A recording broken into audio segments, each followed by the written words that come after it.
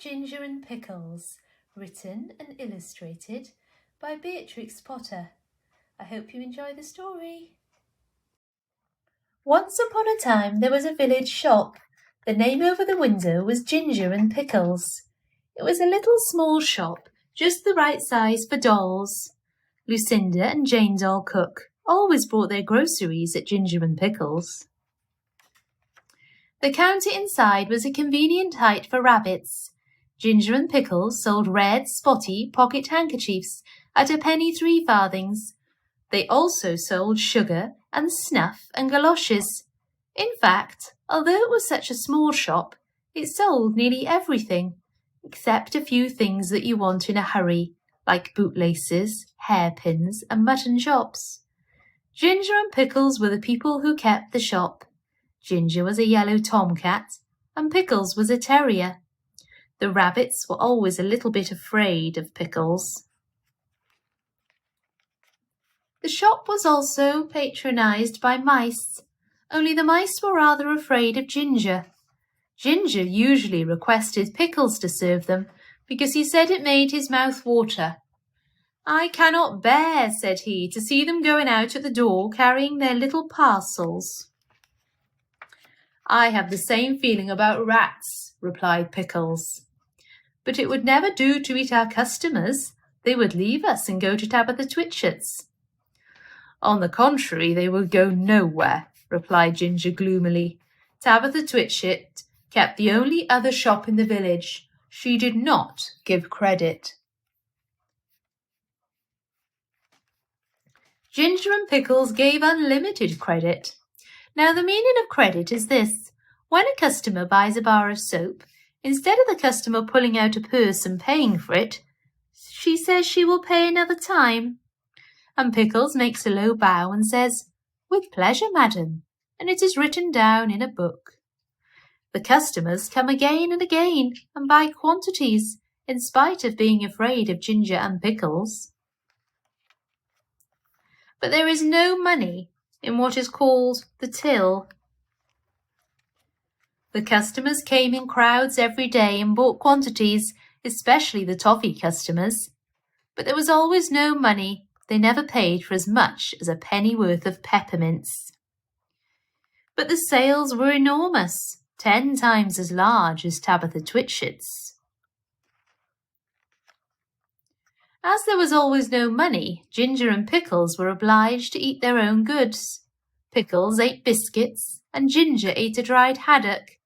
They ate them by candlelight after the shop was closed. When it came to January the 1st, there was still no money, and Pickles was unable to buy a dog license. "It is very unpleasant. I am afraid of the police," said Pickles.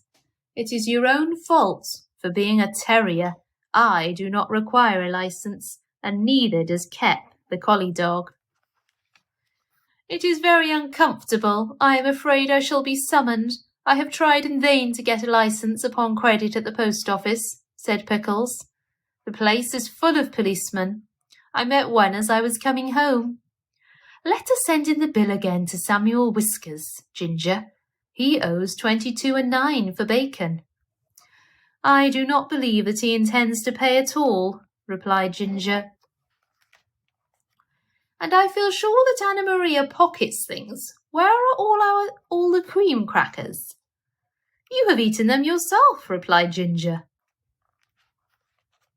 Ginger and Pickles retired into the back parlour. They did accounts. They added up sums and sums and sums. Samuel Whiskers had run up a bill as long as his tail. He has had 1 ounce and 3/4 of snuff since October. What is 7 pounds of butter at 1 3, and a stick of sealing wax and 4 matches? "Send in all the bills again to everybody, with compliments," replied Ginger. After a time they heard a noise in the shop, as if something had been pushed in at the door. They came out of the back parlour. There was an envelope lying on the counter, and a policeman writing in a notebook. Pickles nearly had a fit. He barked and made little rushes. "Bite him, Pickles, bite him," spluttered Ginger behind a sugar barrel. "He's only a German doll." The policeman went on writing in his notebook.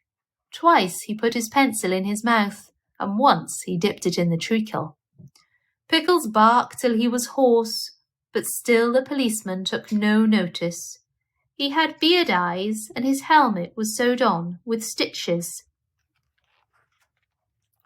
At length, on his last little rush, Pickles found that the shop was empty. The policeman had disappeared, but the envelope remained.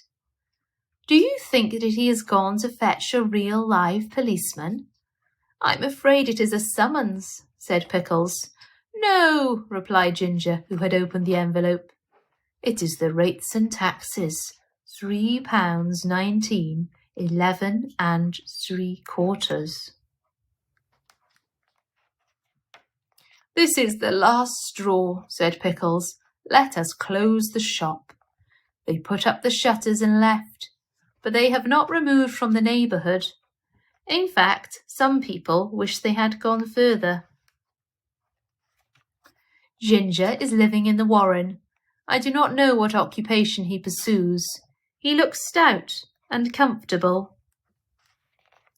Pickles is at present a gamekeeper. The closing of the shop caused great inconvenience. Tabitha Twitchit immediately raised the price of everything a halfpenny, and she continued to refuse to give credit. Of course, there are the tradesmen carts, the butcher, the fisherman, and Timothy Baker.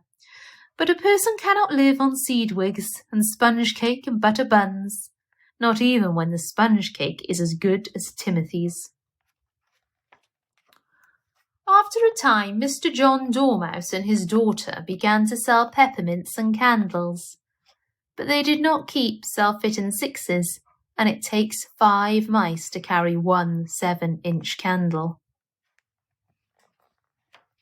Besides, the candles which they sell behave very strangely in warm weather, and Miss Dormouse refused to take back the ends when they were brought back to her with complaints. And when Mr. John Dormouse was complained to, he stayed in bed and would say nothing but "very snug," which is not the way to carry on a retail business. So everybody was pleased when Sally Hennypenny sent out a printed poster to say that she was going to reopen the shop. "Henny's opening sale, grand cooperative jumble. Pennies, penny prices. Come buy, come try, come buy." The poster really was most enticing. There was a rush upon the opening day. The shop was crammed with customers, and there were crowds of mice upon the biscuit canisters. Sally Hennypenny gets rather flustered when she tries to count out change, and she insists on being paid cash, but she is quite harmless. And she has laid in a remarkable assortment of bargains. There is something to please everybody. The end. I hope you liked the video, and thank you for watching.